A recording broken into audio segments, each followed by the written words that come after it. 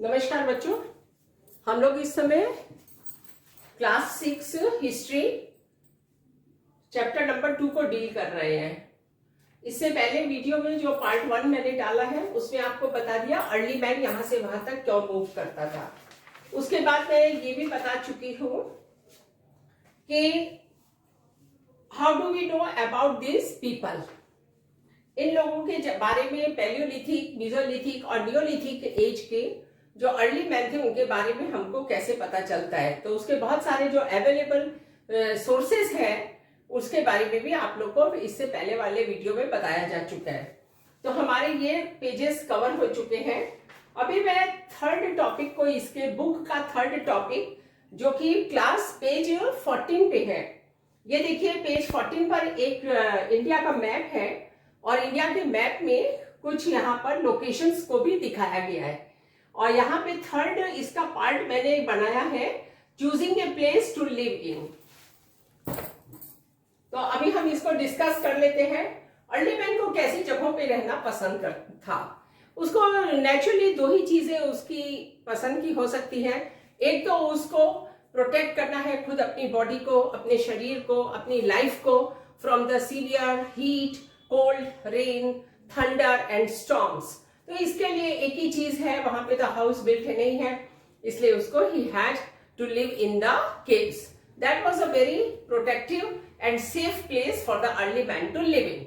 इसके अलावा उसको near the sources of water उसको रहना पसंद था। तो यहाँ पे हमारे दो पॉइंट मैंने बना दिए हैं। Early man had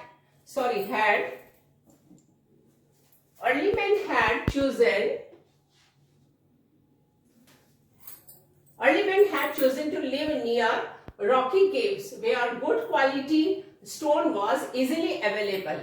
He had to make tools with this stone. उसको उससे स्टोन से टूल बनाने हैं, इसलिए उसको केव्स में रहना है। Number 2, early men had chosen to live near sources of water like the rivers, ponds, lakes और जो भी आपको वहां पे उसको सोर्स ऑफ वाटर मिला। इसलिए हम देखेंगे कि अर्ली मैन ने ज्यादातर उसके जो साइट्स पाए गए हैं पैलियोलिथिक एज, मेसोलिथिक एज और मेगालिथिक एज में अर्ली मैन जहां पे रहा करता था, वो जो साइट्स मिले हैं mostly they are on the banks of the rivers और near the sources of water. Third इसका एक पॉइंट बनेगा जो आपकी बुक में दिया गया है। यहाँ पे देखिए ये थोड़ा सा और डिटेल में दे दिया है बुक में, तो हमें उसको एक लाइन में डिस्कस करना पड़ेगा। वो जहां पे रहता था उसकी केव्स दो तरह की थी। यहाँ पे दो बहुत ज्यादा डिटेल में दिया है, मैं उसको शॉर्ट में बता देती हूँ। अर्ली मैन जहां पे रहता था उसकी केव्स को हम लोग दो तरह के 2 पार्ट्स में डिवाइड कर सकते हैं। नंबर 1 है कि वो हैबिटेशन साइट्स जहां पर वो केवल रहता था, और सेकंड है हैबिटेशन कम फैक्ट्री साइट्स जहां पर वो रहता भी था जिन केव्स में, और साथ साथ अपनी जरूरत के टूल्स को भी वो बनाता रहता था। तो इस तरीके से हम लोग उसके रहने की जगह को भी 2 भागों में बांटते हैं। Number 1, in the habitation site early man only lived, but in habitation cum factory sites early man used to make his stone tools. वहां पे वो अपने स्टोन के टूल्स को भी बनाता था। मैं थोड़ा इस साइड पे खड़ी हो जाती हूँ जिससे कि आप लोग इसको लिख सके। अब इसके बाद हमको ये देखना है, आपकी जो पेज नंबर 40 पे जो ये मैप दिया हुआ है इसको अवॉइड नहीं किया जा सकता, लेकिन इसको याद करना भी थोड़ा सा मुश्किल है। तो इसको कैसे थोड़ा इजी किया जा सकता है ये तो ठीक है। मैं कह रही थी कि पेज 14 को किस तरीके से थोड़ा सा इजी किया जा सकता है, क्योंकि यहाँ पर इतनी ज्यादा इंफॉर्मेशन दी गई है पेज 14 में, हम लोग इसको अवॉइड नहीं कर सकते। इसको किस तरीके से हम बच्चों का ध्यान इधर जाए और वो इसको भी पढ़े, और इस यहाँ बहुत सारी इंफॉर्मेशन छिपी हुई है, इसके बारे में जानना आपको बहुत जरूरी है। ठीक है, तो आपने देखा अपनी बुक का, आप लोग पेज नंबर 14 आप लोग पास से इसको देख लीजिए, इसको खोलकर रखिए। यहां पर बता रहा है कि पेज नंबर 14 में जो आपको इंडिया का मैप दिखाया गया है वहां पर बताया गया है, ये देखिए आप इंडिया का मैप है। यहाँ पर तो इस मैप में वो जगह लोकेट करके नहीं दिखाई जा सकती क्योंकि वो बहुत ही प्री हिस्टोरिक एरा का की लोकेशंस है। ऐसा कोई मैप हमको मार्केट में नहीं मिलेगा, इसलिए हम इसको इसी मैप से समझा देते हैं। Many evidences of hunter gatherer sites are found in India. ऐसा नहीं है कि इंडिया में अर्ली मैन नहीं रहता था, उसकी बहुत सारी केव्स मेसोलिथिक एज की, मेगालिथिक एज की, पैलियोलिथिक एज की इंडिया में भी पाई जाती है। तो आर्कियोलॉजिस्ट ने उनको खोजा और खोजकर उनको ऐसी 3 केव्स वहां पर मिली है। देखिए नंबर 1 है साइट्स का मतलब होता है places. What is the meaning of sites मतलब जगह। साइट्स ऑफ पैलियोलिथिक एज, ये 3 है। Bhimbetka in MP, then the Hunsgi in Karnataka and the Kurnool caves in Andhra Pradesh. इसमें जो कुरनूल केव्स है आंध्र प्रदेश में, इसमें इंटरेस्टिंग बात यह है कि वहां पर एशेस भी मिली है। एशेस मिलने का मतलब ये कि discovery of fire Palaeolithic age के लेटर पार्ट में अर्ली मैन ने कर ली थी। मैं पहले वीडियो में आपको बता चुकी हूं कि उसने किसकी डिस्कवरी ऑफ फायर की थी और इन्वेंशन किसका किया था, व्हील का किया था। तो ये सब शुरू कर चुका था अर्ली मैन। जो भी हो, यहाँ पर कुरनूल की केव्स में, जो कि आंध्र प्रदेश में है, वहां यहां तक वो अर्ली मैन एडवांस हो चुका था कि उसने फायर को डिस्कवर कर लिया था और अब वो मांस को, मीट को रोस्ट करके खाना खाता था। इसके एविडेंसेस यहाँ पर मिले हैं। देन द हंसगी इन कर्नाटक में हंसगी की केव्स में मिला है और भीमबेटका एमपी। देखिए इसके बहुत सुंदर सुंदर वीडियोस मैंने देखा है, यूट्यूब में है, लेकिन उनको वीडियोस को यहाँ पे मैं नहीं ला सकी कॉपीराइट क्लेम के कारण। आप लोग अगर आप गूगल में, यूट्यूब में जाके टाइप करेंगे भीमबेटका केव्स इन एमपी, तो आपको बहुत सारी केव्स के वीडियो तक निकल के आएंगे, अर्ली मैन के आएंगे। हंसगी इन कर्नाटक आपको वीडियोस निकल कर आएंगे। कुरनूल इन आंध्र प्रदेश, वहां पे सब दिखाएगा, बहुत सारे अच्छे वीडियोस आते हैं। लेकिन जब हम चूज करते हैं कि which videos are available for the our educational videos, हम किसको ले सकते हैं, तब वहां पे बहुत सेलेक्टिव हो जाता है। हम वो वीडियोस को अपने वीडियोस में नहीं डाल सकते। तो इसके कारण मैं आपको यहाँ पर वो नहीं दिखा सकती, लेकिन आपको नॉलेज के लिए बता देती हूँ। आप उनको जरूर टाइप कीजिए और यूट्यूब में देखिए। अब इन जगहों को दिखा देते हैं। ये यहाँ से नर्मदा नदी बह रही है। नर्मदा नदी और तापी नदी ऐसी 2 नदियां हैं जो कि उल्टा बहकर अरेबियन सी में गिरती है। ज्यादातर नदियां सब, most of the rivers of India, they are flow into the Bay of Bengal, but the Tapi and the Narmada they flow into the Arabian sea. Narmada नदी के नॉर्दर्न साइड में है Vindhya hills and the southern side में है सतपुरा की hills. Vindhya के जो northern side में विंध्या हिल्स है नर्मदा नदी के, यहाँ पर ही अर्ली मैन की केव्स को पाया गया है। और एक ऐसी जगह है जिसका नाम है भीमबेटका, वहां पर अर्ली मैन की गुफाओं का पता लगाया गया है। सेकंड है हंसगी इन कर्नाटक। आप यहाँ पे देख रहे हैं, ये नीचे कर्नाटक है, इधर केरल है, तमिलनाडु, आंध्र प्रदेश एंड कर्नाटक। सो कर्नाटक में भी हंसगी में केव्स मिली है जहां पर की पैलियोलिथिक जमाने का अर्ली मैन रहा करता था। देन द कुरनूल यहाँ पर है, इधर कृष्णा रिवर के पास है, क्योंकि early man used to live near the sources of water. और यहाँ पर कुरनूल की केव्स में एशेस मिली है और वो भी पैलियोलिथिक एज के अर्ली मैन की केव्स है। तो सोचिए कि डिस्कवरी ऑफ फायर उसने कर ली थी। ठीक है, हम आगे बढ़ते हैं। Now the sites of Neolithic age, ये तो हो गई पैलियोलिथिक एज की, आपको मैं साथ में याद करा देती हूँ। नंबर 1 है भीमबेटका, नंबर 2 है Hunsgi and number 3 are the Kurnool caves. तो ये हो गए पैलियोलिथिक एज की, जिसको रेड ट्रायंगल से आपके मैप में यहाँ पर दिखाया गया है, इसलिए मैंने भी यहाँ पे रेड ट्रायंगल बना दिया है। और ब्लू कलर के स्क्वायर से दिखाई गई है नियोलिथिक एज की कुछ जगहों को दिखाया गया है जो कि इंडिया में मिले हैं। We are talking only about the India. Number 1 है मेहरगढ़ एंड बुरज़ाहोम। अभी ये पाकिस्तान में जा चुके हैं। आपके मैप में, बुक में आप देख लीजिए, इस साइड में यहाँ पर है मेहरगढ़ और यहाँ पर है बुरज़ाहोम। तो मेहरगढ़ और बुरज़ाहोम पार्टीशन के बाद पाकिस्तान में चला गया। ठीक है, कोई बात नहीं।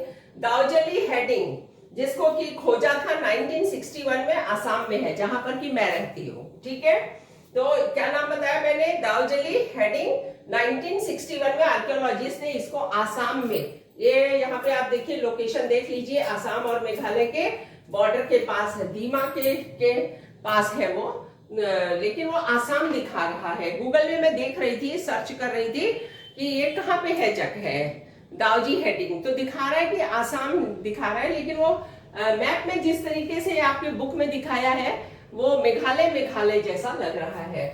ठीक है, हमको तो गूगल को मानना पड़ेगा। तो यहाँ पे आसाम है, ये देखिए, और उसके नीचे मेघालय है, शायद दोनों के बॉर्डर पे है। अभी हमको जो आपको पढ़ना पड़ेगा वो है मेहरगढ़ के बारे में, आपको नेक्स्ट लेसन में पढ़ना है। बरजाहम के बारे में आपको नेक्स्ट लेसन में पढ़ना है। दाउजली हेडिंग के बारे में आपको नेक्स्ट लेसन में पढ़ना है, जिसको आर्कियोलॉजिस्ट ने 1961 में एग्जैक्टिवेट करके निकाला था। देन द पय्यमपल्ली, ये तो साउथ में है, आप नाम से ही पता चल रहा है कि तमिलनाडु के ही आसपास है। ठीक है, तमिलनाडु नीचे है, केरला और तमिलनाडु के पास ये एक ऐसी नियोलिथिक साइट मिली है। देन द चिरांड इधर है, उत्तर प्रदेश और बिहार के पास, उत्तर प्रदेश और बिहार के बॉर्डर के आसपास है, दैट इज द चिरांड। हो गया सब। और कोल्डिहवा मुझे मिला नहीं, आप अपनी बुक में देख लीजिए, आपकी बुक में ये मध्य प्रदेश जैसा दिखाई दे रहा है, छत्तीसगढ़। कोल्डिहवा जो है वो मध्य प्रदेश और छत्तीसगढ़ के आसपास दिखाई दे रहा है। अभी जो बहुत इंपॉर्टेंट चीज के बारे में मुझे यहाँ पे बताना है वो है मेगालिथिक साइट्स। आप बोलेंगे कि अभी तक कितने से लिथिक आ रहे हैं, बच्चे तो ऑलरेडी वो परेशान हो चुके हैं।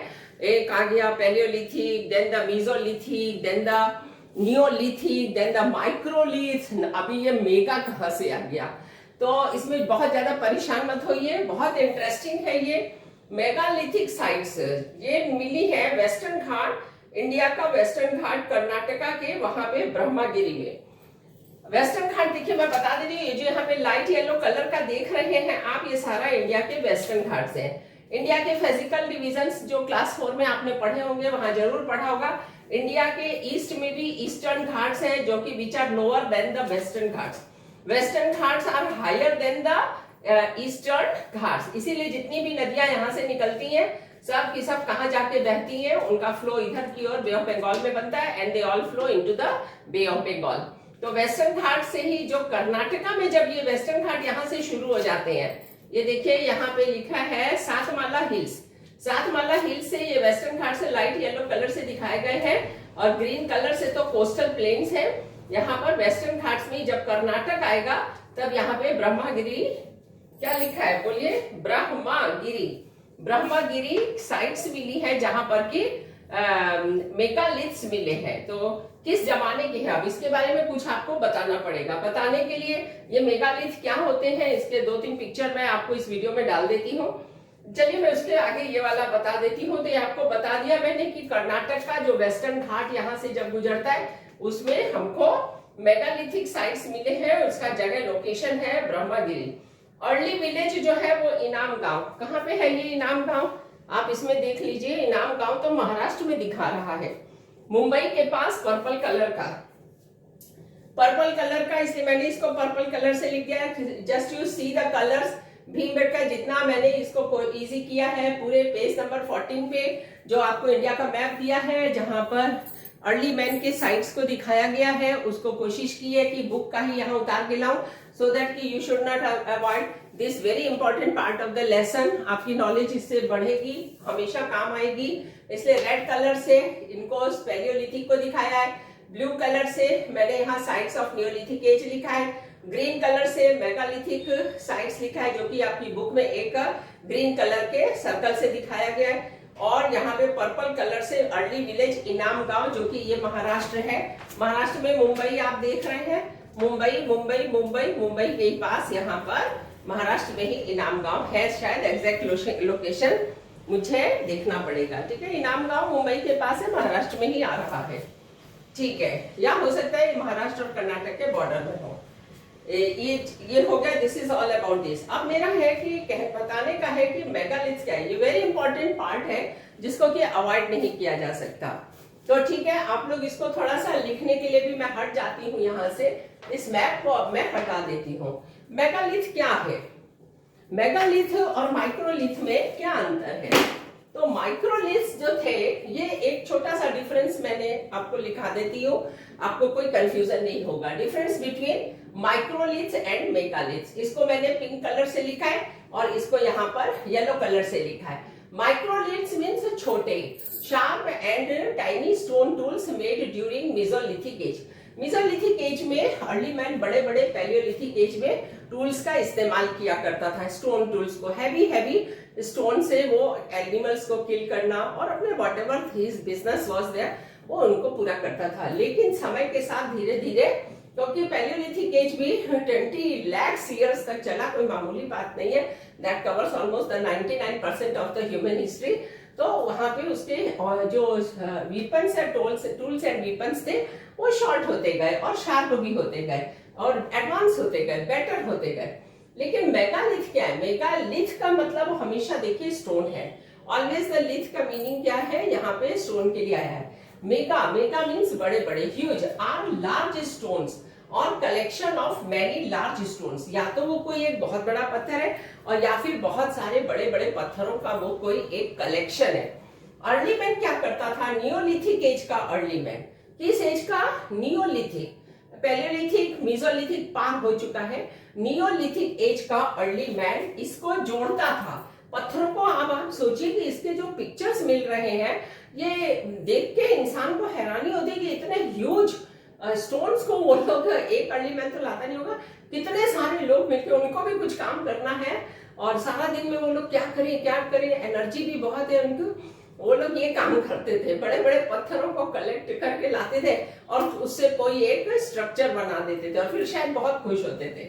और मॉन्यूमेंट्स बनाते थे, structures. They construct, used to construct structures और the monuments by hunt gatherers. अभी तक ये लोग क्या है? They are not the food producer, they are only the hunter gatherers during neolithic age. तो आप इसको समझ गए कि नियोलिथिक एज के समय से अर्ली मैन ने कुछ काम भी करना शुरू कर दिया था। अब ताजमहल तो बना नहीं सकते थे, लाल किला तो बना नहीं सकते थे, तो उन्होंने चार मीनार बना नहीं सकते थे, मीनाक्षी टेम्पल बना नहीं सकते थे। उन्होंने ये काम शुरू किया कि वो बहुत सारे कई अर्ली मैन मिलके जहां भी जंगल में बड़े बड़े पत्थर मिलते थे उनको कलेक्ट करके लाते थे, उनको टेढ़ा मेढ़ा रख के ऐसे ऐसे करके कुछ अपना मॉन्यूमेंट जैसा, कुछ एक स्ट्रक्चर जैसा वो बना देते थे। ये उनको भी पता था कि हम जब नहीं रहेंगे, आने वाली जो जनरेशन है वो लोग इसको देखेंगी और तब पता चलेगा कि हम लोग भी यहाँ पे थे। मैंने कहीं पर पढ़ा था, नॉट श्योर अबाउट दैट, कि वो कोई इंपॉर्टेंट पर्सन जो होता था उसको भी ग्रेव भी वहीं पर बनाते थे।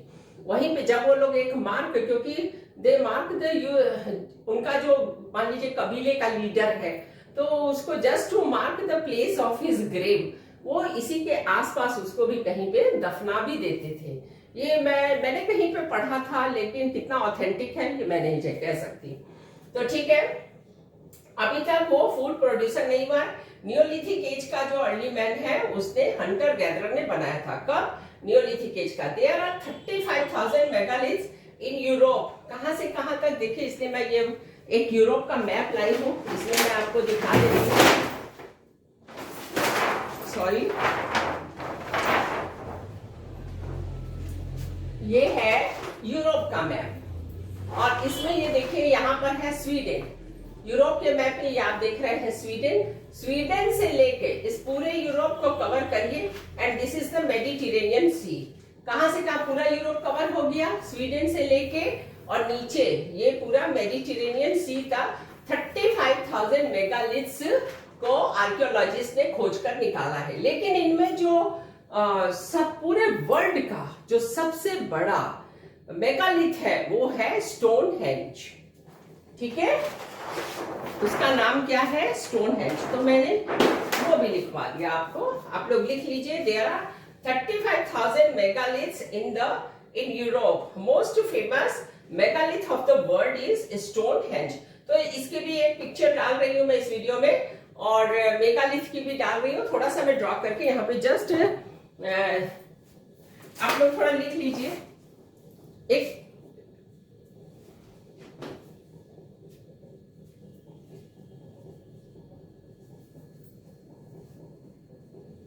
ठीक है, इसको रब करती हूँ और यहाँ पे दो स्ट्रक्चर बना के आपको दिखा देती हूँ।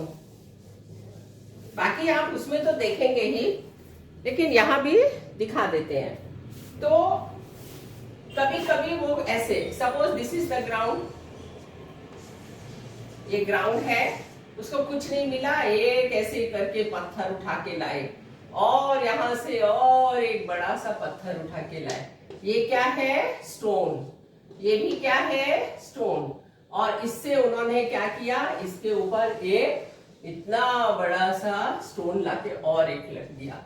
This is also a stone. तो इसको क्या बोला? Whole structure. The whole structure is known as the megalith. इसको, इसका मतलब है मॉन्यूमेंट भी आजकल हम लोग इसको ये माना जा सकता है। अब जो स्टोन हेंज है वर्ल्ड का सबसे बड़ा, उसको देखिए आप जरा सा, आपने देखा ही होगा, उसका पिक्चर अभी दिखाएंगे। वहां तो बहुत सारे हैं। क्यों उसको वर्ल्ड का लार्जेस्ट ये मेगालिथ माना गया है? क्योंकि वहां एक नहीं है, बहुत सारे हैं। ये एक ऐसे एक स्टोन है, फिर आप देख रहे हैं यहाँ पर एक दूसरा है, ठीक है, यहाँ पे दूसरा है, ये सपोज ग्राउंड है यहाँ पर, फिर हम देख रहे हैं यहाँ पर और एक ऐसे करके स्टोन रखा हुआ है, फिर यहाँ पे देख रहे हैं ऐसे करके, ऐसे अजीब अजीब शेप्स के क्या है, स्टोन्स हैं। सॉरी, इसको थोड़ा नीचे तक ले आते हैं, नीचे तक ले आते हैं तो ये देखने में ठीक लगेगा। ये सारे स्टोन्स हैं। अब इनके ऊपर भी उन्होंने क्या किया है, ला के दूसरे स्टोन्स को यहाँ पे रखा है, ऐसे ही छोड़ा नहीं है। फिर यहां से लेके यहां तक एक स्टोन रख दिया। तो ये है, this is the stone henge of the world. सबसे बड़ा जो वर्ल्ड का है, इसका मैं इतना एग्जैक्ट नहीं बना सकती, आप लोग वहां पर इसको देख लेंगे। इसके ये वीडियो में थोड़ा सा और इंक्लूड करना है कि वो अपने स्टोन्स को, नेक्स्ट है इसमें किस तरीके से अपने स्टोन टूल्स को बनाता था।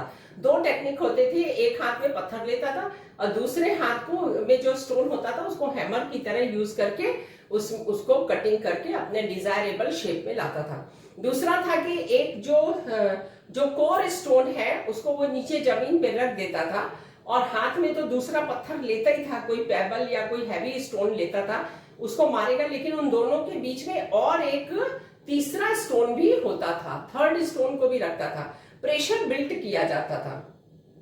मतलब वो क्या करेगा, जो बीच में स्टोन है उसको मारेगा और फिर वो बीच वाला जो मिडल वाला जो स्टोन है वो लोअर कोर स्टोन को हिट करेगा और इस तरीके से वो अपने टूल्स को बनाता था। ये भी आपकी बुक में दिया है, तो आपको थोड़ा सा तो इसके बारे में जानना पड़ेगा। ठीक है, आगे बढ़ते हैं।